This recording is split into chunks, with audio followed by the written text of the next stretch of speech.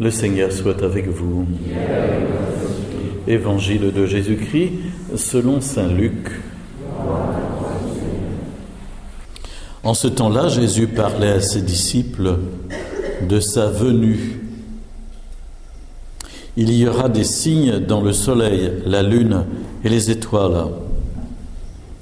Sur terre, les nations seront affolées et désemparées par le fracas de la mer et des flots.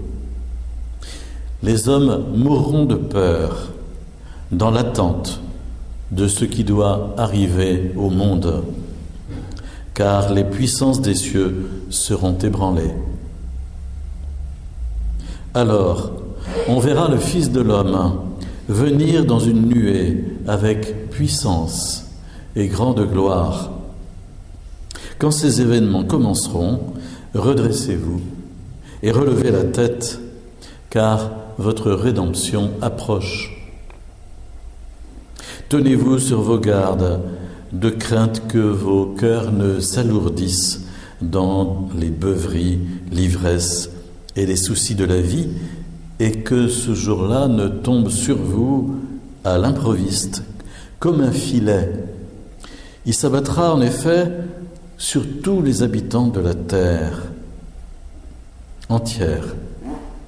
Restez éveillés et priez en tout temps, ainsi vous aurez la force d'échapper à tout ce qui doit arriver et de vous tenir debout devant le Fils de l'homme. Acclamons la parole de Dieu. Louons à toi, Seigneur Jésus. Il semblerait que la liturgie, à travers le choix des passages bibliques, prenne les choses à l'envers.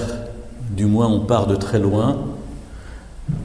On se serait attendu à ce qu'on nous parle de Noël en ouvrant le temps de l'Avent. Mais on ne nous parle pas de Noël, on ne nous parle pas de la première venue de Jésus, on nous parle de sa seconde venue dans la gloire. Et les pères de l'Église ont souvent médité sur ce thème, à savoir celui du double avènement du Seigneur. Il y en a même qui ont dit, mais il y en a un troisième, celui qui est au milieu. Jésus est venu une première fois dans l'humilité, à la crèche de Bethléem, dans l'abaissement jusqu'à la croix. Deuxièmement, il ne cesse de venir par la présence du Saint-Esprit en nos cœurs. Troisièmement, un jour, il viendra avec puissance et gloire, comme on vient de l'entendre. Ce sera sa venue glorieuse à la fin des temps, à la fin du monde. Et les paroles de Jésus sont assez fracassantes, si l'on peut dire. En même temps, elles résonnent en nous avec une petite inquiétude quand on ne cesse de nous rabâcher à travers les médias aujourd'hui. Vous savez bien, le refrain du changement climatique, de tout ce qui va se passer et qui fait qu'il y a une petite angoisse qui s'installe chez chacun en se disant « mince, on a dû aller trop loin dans la gestion de la création et on a détraqué le monde ». Les paroles de Jésus ne sont peut-être pas à prendre à ce niveau-là, au niveau des images, au premier degré, parce qu'on sait que c'est un langage conventionnel dans les apocalypses, c'est-à-dire dans tous les écrits qui concernent la venue finale de Dieu, la révélation finale de Dieu, qui est précédée par une sorte d'ébranlement cosmique. Ce qu'il faut retenir, c'est que Jésus viendra avec puissance et grande gloire. C'est notre espérance, on le disait déjà ces derniers dimanches. C'est notre attente. On est au cœur de l'espérance chrétienne. Et aujourd'hui, on n'en parle plus beaucoup, voire même pas du tout. Et cependant, c'est une conviction et une perspective que nous devons avoir dans nos cœurs. Nous attendons, Seigneur, ta venue dans la gloire. Mais Jésus nous donne des consignes. Saint Paul nous donne d'autres consignes encore. Comment peut-on faire pour attendre Jésus dans la gloire? La consigne donnée par Jésus, c'est de veiller. Il nous dit que ce sera vraiment comme un filet qui s'abattra sur la terre, sur tous les habitants de la terre entière. L'image du filet, évidemment, était quasi quotidienne au bord du lac de Tibériade. Plusieurs des disciples étaient des marins pêcheurs et savaient lancer adroitement le filet pour prendre le poisson. Et Jésus nous fait comprendre que personne ne pourra y échapper. Et il nous dit donc, il nous faut rester éveillés, et il emploie évidemment l'image des beuveries, de l'ivresse, des soucis de la vie, qui fait qu'on est détourné de cette attente et que ce jour-là tombe sur nous à l'improviste.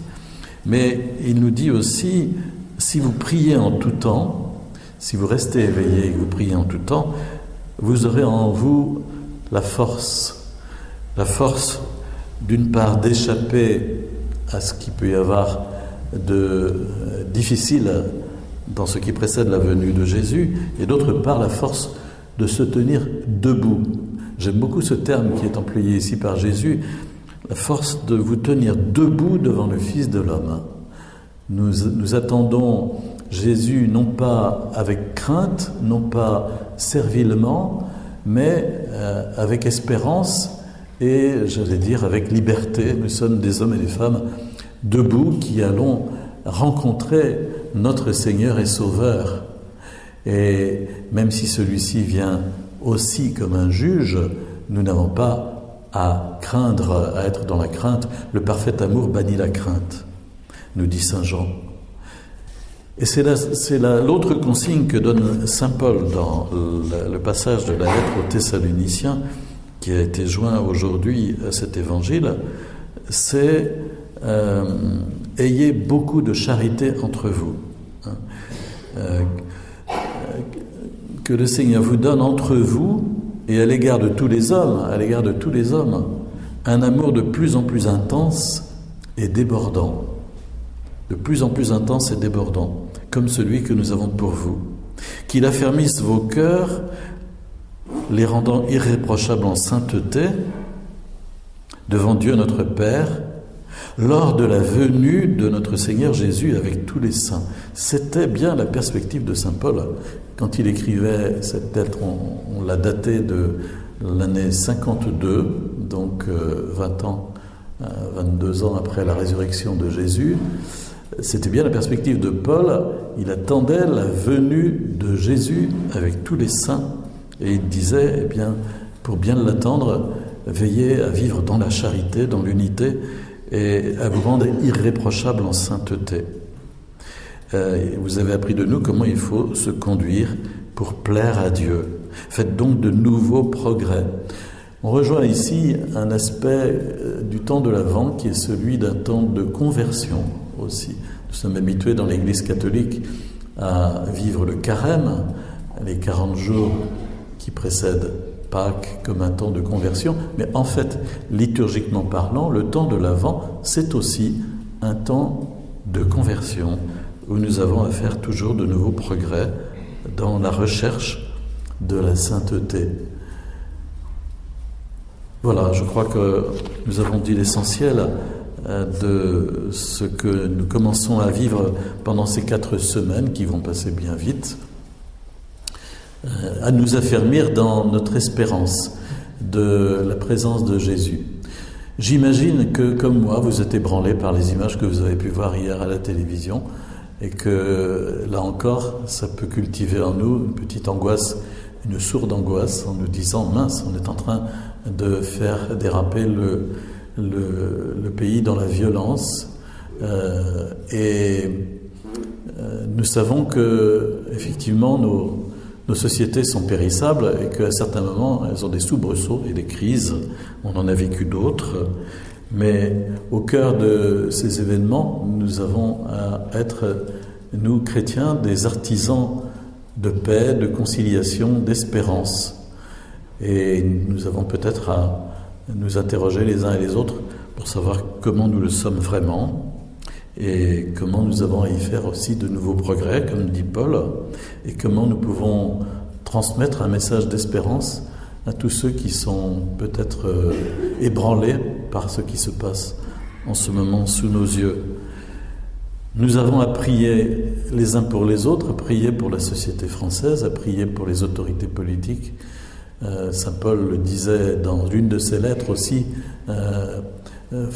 formuler des demandes sans cesse pour ceux qui sont en responsabilité, qui ont l'autorité politique, disait-il, et nous avons à nous mobiliser aussi pour cela, que ce temps de l'Avent soit aussi un temps pour nous de prière et de charité.